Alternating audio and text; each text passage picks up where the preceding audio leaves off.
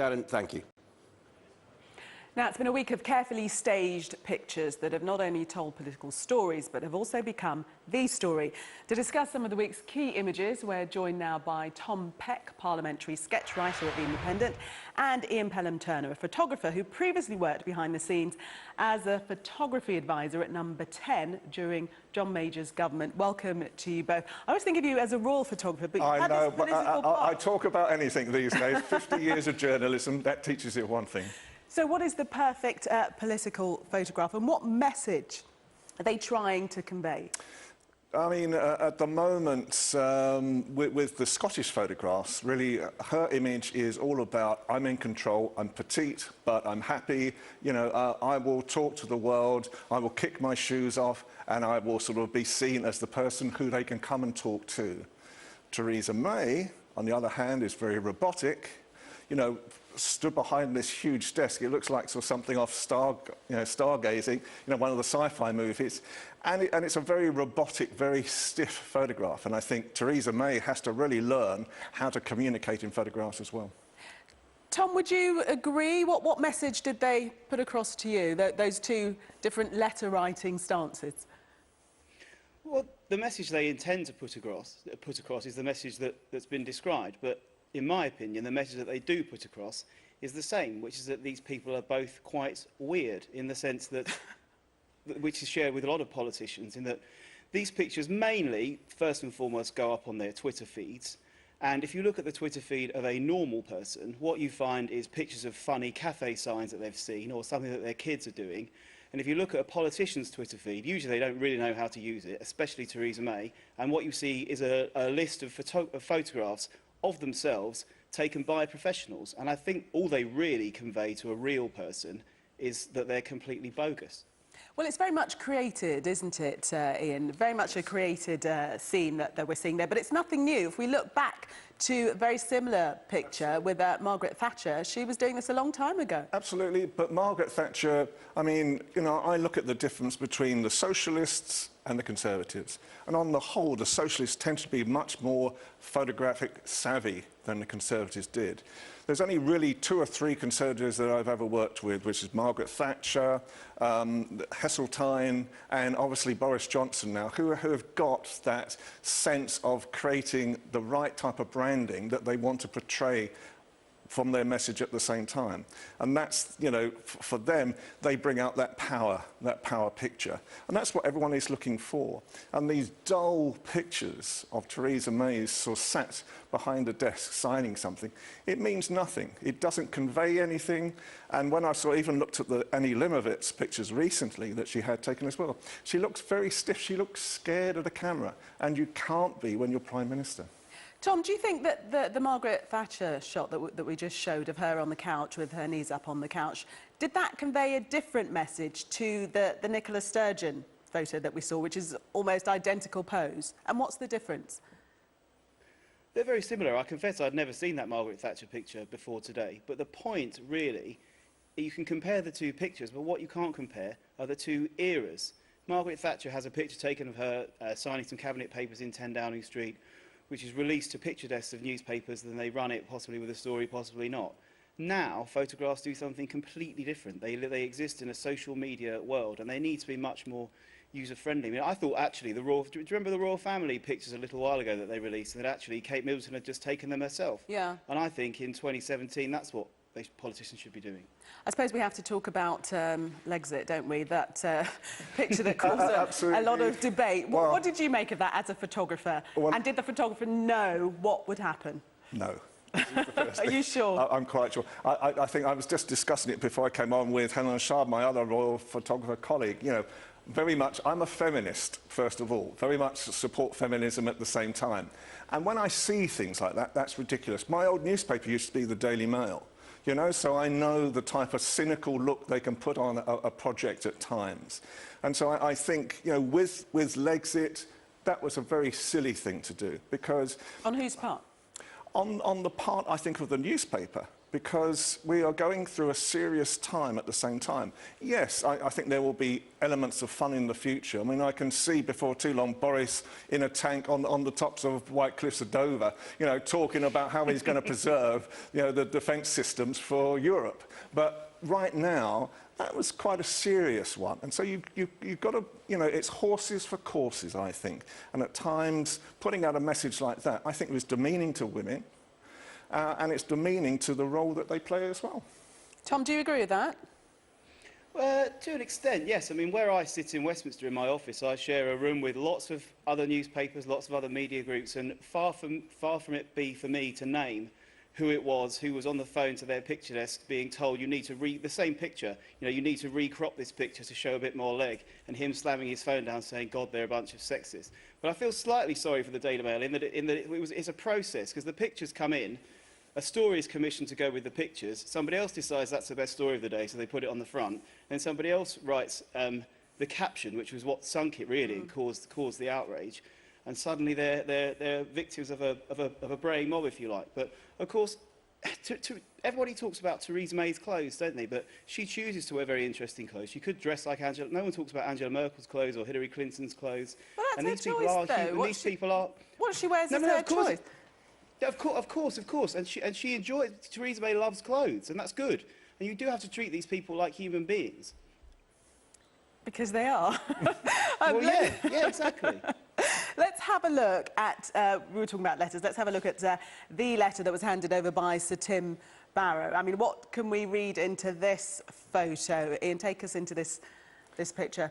I think, you know, this is your typical Conservative picture. You know, it's safe, it's to the point, and doesn't say anything.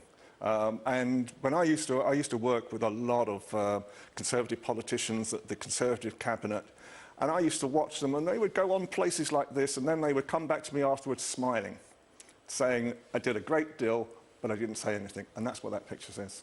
But I mean, it is quite a serious point, though, isn't it, that this letter really changes our whole fortunes from that day on. It's a serious point, and I quite agree. But, you know, I remember sort of photographs going back to Peace in Our Time. Not that I took them, by the way, but, you know, where there was a much more sort of symbolic, much more dynamic picture.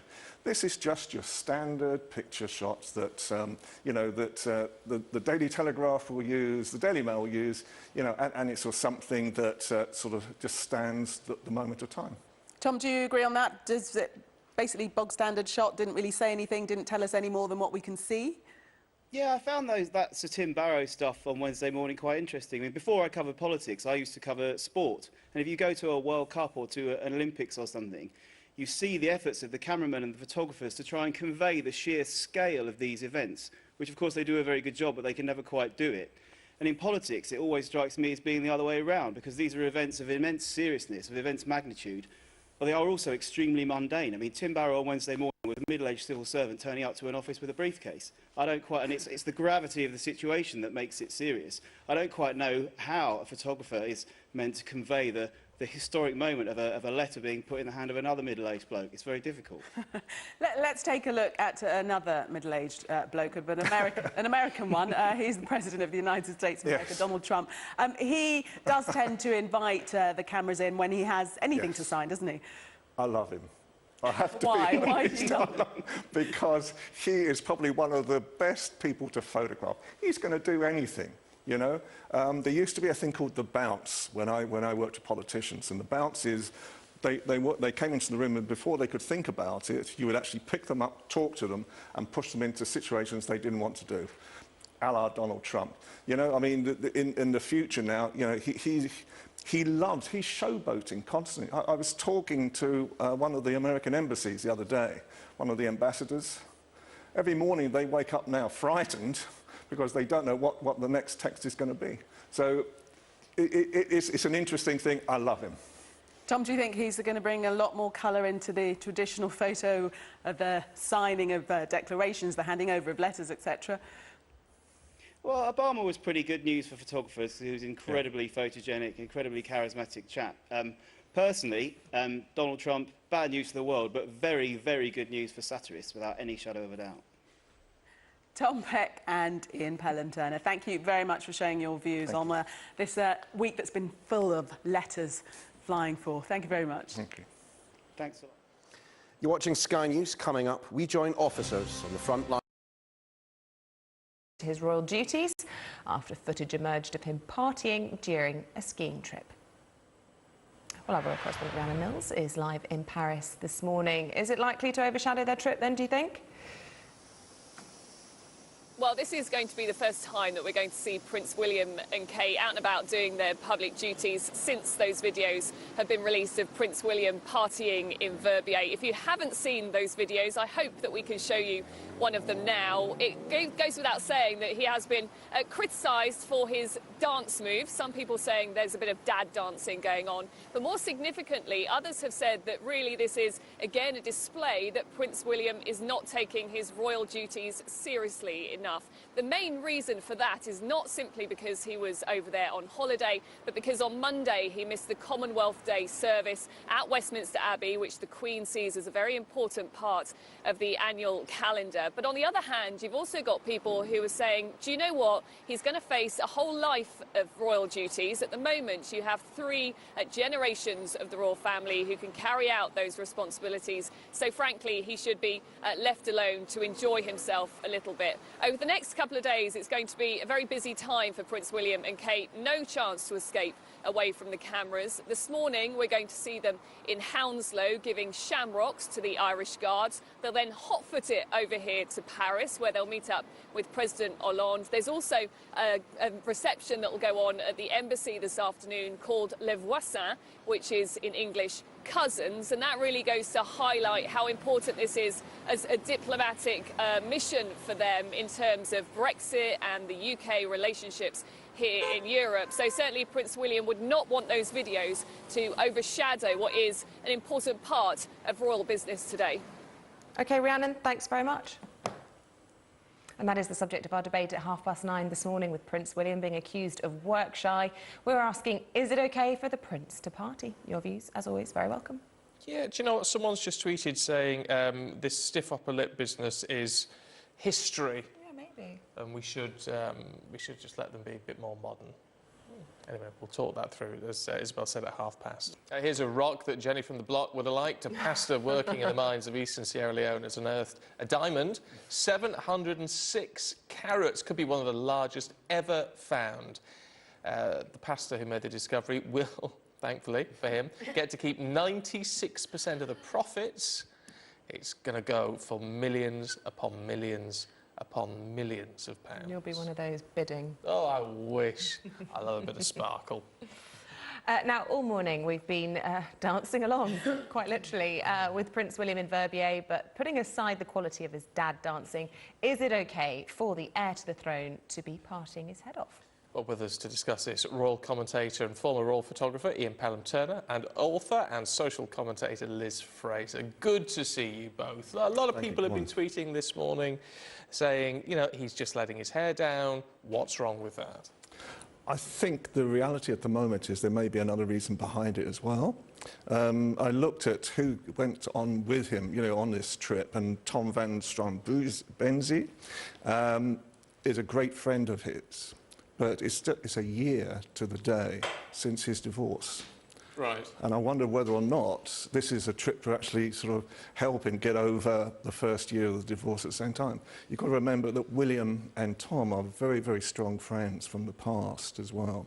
So this could be a reason why he's taken this trip. Whatever the reason, does that matter? I mean, is it appropriate to see the heir to the throne, you know, as we see doing the traditional dance moves, raising the roof? He's a father. He was missing the Commonwealth celebrations.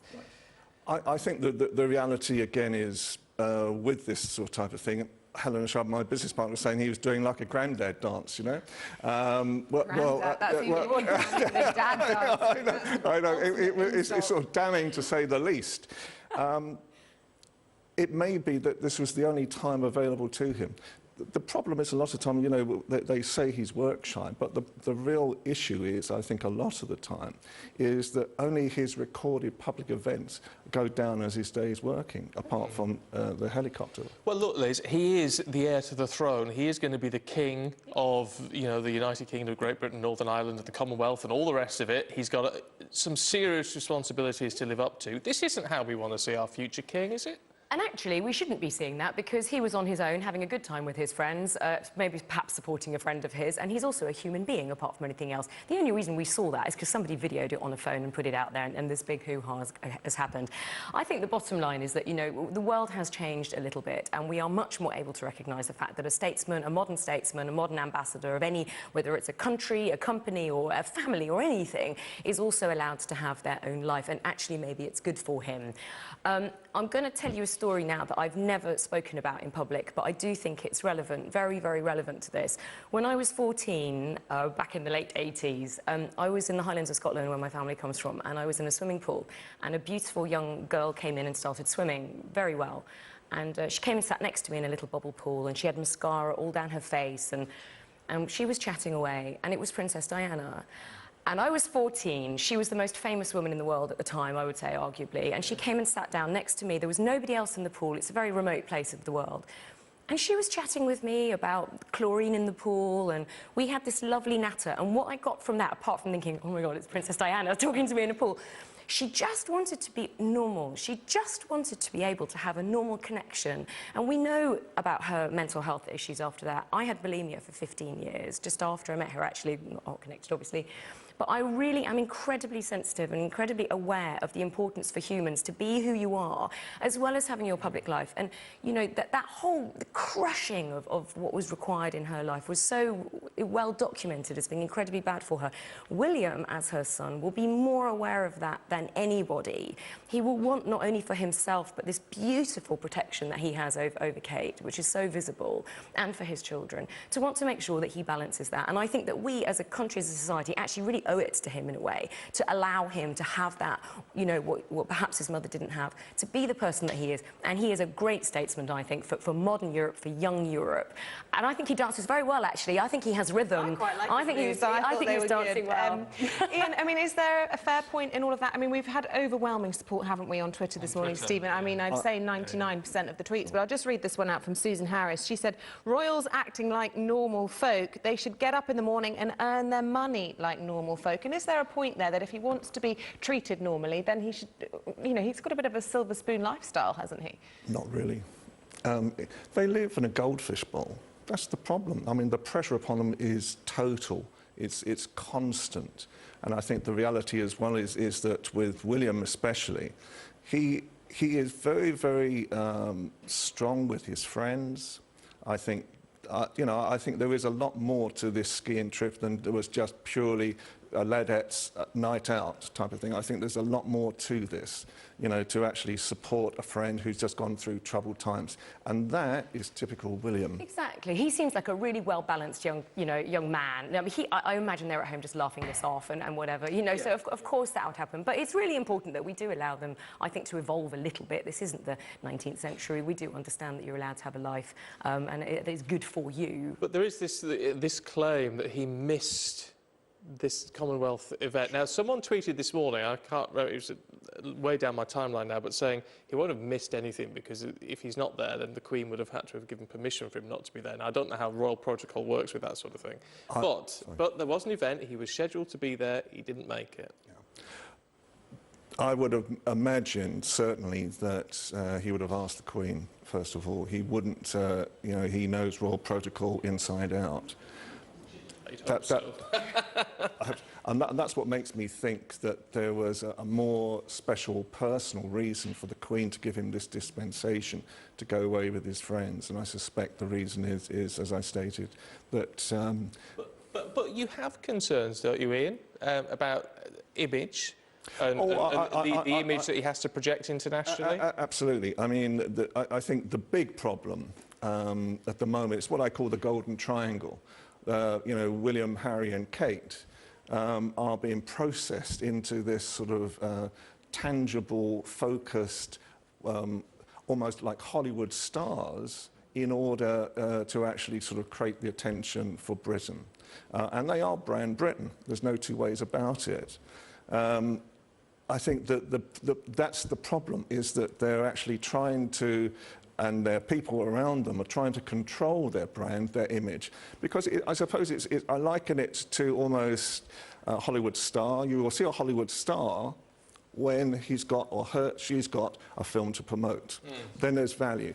If they're seen all the time, the problem is then across the world they lose that intrinsic visual value as well. And I think they have to be careful. Or maybe we're just in a time where actually your brand and your image is much more than only your professional, you know, in fact it adds value to them to be seen as people, to be young, functioning people in a normal way with friends and family, and when, you know, when it's they are on call all the time. They are on duty all the time. I think it's fantastic to see. We've had a tiny little glimpse. I'd rather not have seen it, because I'd rather he could have a really private life. But to be able to see that these people, you know, of course he can go out dancing, and we all look a bit Deborah stupid Day's just tweeted dancing. 20 seconds ago, the person who's forwarded this video of him should be arrested, leave him alone. Well, the person will not have done anything illegal, but as you say, it's an insight which we shouldn't have had. Yep. And we, you know, you see people coming through doors with the flashing lights, and, you know, I will go back to Diana again. You know, she was head down, onto her hat, under her hair. The pressure of that was absolutely unbearable. He was born into this role. He didn't choose this role. And we as a society actually do, I think we do have a responsibility to look after people like that and make sure we treat them well. I run a mental health website called Headcase, and I'm very, very fascinated by the pressure that young people are under with social media and all of this. They can't get away from it. He does a lot of work, both of them. Of course, we know that they represent mental health, you know, campaigns and stuff very openly and publicly. There's a very good reason, I suspect, why he particularly does.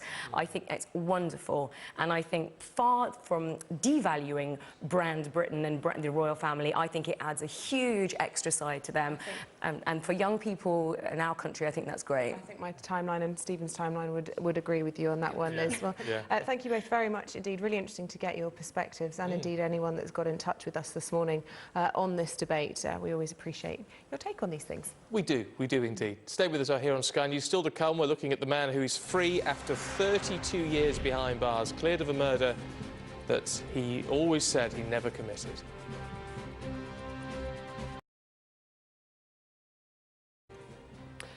Anti-monarchy campaigners are launching a crowdfunding campaign to try to get greater access to the Royal Archives. Well, the group wants to know if legal loopholes could help open up what they describe as one of the most secretive institutions in the world. Our royal correspondent Rhiannon Mills reports. Very nice to see you. Yeah, thank you. The Queen's had access to a host of world leaders, read top-secret papers and been briefed on the most sensitive political issues. What's been said or written down is locked in the Royal Archives, away from the public eye. Graham Smith from the group Republic says it's time the royals opened up. So they're launching a crowdfunding campaign to lobby MPs, launch investigations and potentially take it to court. And the British people, I think, have a right to know their past. They have a right to be able to properly judge this institution and the people that serve in it. And you can only really do that with full access to all the official records. The archives are kept in the Round Tower at Windsor Castle and include personal and official documents of kings and queens from the past 250 years. Campaigners would rather that any royal letters, diaries or documents were treated like any other political papers that come from the Palace of Westminster. So handed over to the National Archives at Kew, the papers are then released after 30 years, and it's down to the archivist to decide what's really private and personal. Documents like King George III's private letters and Queen Victoria's journals have been made public, but the archives are exempt from freedom of information requests. Researchers and academics can apply for more access. Ben McIntyre has written books on spies and the SAS and thinks the royal family takes secrecy to a new level. One of the ironies is that, in fact, MI5, our security service, is considerably more accessible historically than the royal family. Every year, MI5 releases archives that do not have a security implication, that do not embarrass living individuals, that do not invade privacy. Well, it seems to me that those are the principles that you could very easily apply to the Royal Archive and say everything else has to be released. The royal post is sometimes still delivered by horse and carriage. privacy is another tradition some believe is worth protecting. It's much better that these papers should be kept for eventual use, and if it was subjected to rules whereby things had to be opened, quite frankly, they wouldn't be put into the Royal Archives and they'd probably disappear, because nobody in public life likes to write even an email these days, because it can be subject to the Freedom of Information Act and accessible. It's rare for us to hear what the Queen really thinks. Gold commander when the Chinese state visited. Oh, and bad he was luck. Those campaigning to get the archives opened up insist that we have a right to know. But while the papers remain in the hands of the royal family, it's up to them what we get to see. Rhiannon Mills, Sky News. Well, Ian Pelham Turner is royal commentator and former royal photographer, and he's here with us now. I suppose the question is, Ian, does privacy equal the same as inaccessibility? I wonder what they're talking about, first of all, royal secrets, because I wonder what I've missed over the past 50 years working with 5 generations of the royal family. I think the reality at the moment is I can see the argument as a journalist that there should be a certain amount of freedom of expression and really transparency. So I agree with that. But I work for Good News Britain, which is an organisation that promotes the royal family right across the world. And so I'm very much a royalist at the same time. And I think there is a very much red line path you've got to tread on sort of situations like this. It's all very well people who in reality are Republicans talking about this. But the reality is that if the royal family were dissolved in some way, what would happen? You know, things like tourism would suffer, things like after Brexit. The royal family is involved in all sorts of issues. There are people who say, look, that may all be true, but the state funds the royal family. They are an instrument of state, and therefore all the rules that govern accessibility and transparency and record keeping and accountability ought to be the same as the state. I suppose the problem comes, you know, Rhiannon in her piece there was talking about what public records queue, you get the 30-year rule. So the Prime Minister says something and thinks, well, I don't want this to be out, but 30 years hence it comes out, we talk about it. Now that's fine if you're an elected politician. If you're the Queen, you know, you've done more than, your reign has lasted twice as long as a 30-year rule. Absolutely so right. your reign is so long, it becomes a problem. Absolutely right. Because if you sort of think about it, I was talking to my colleague Helena Shard about it just before I came on.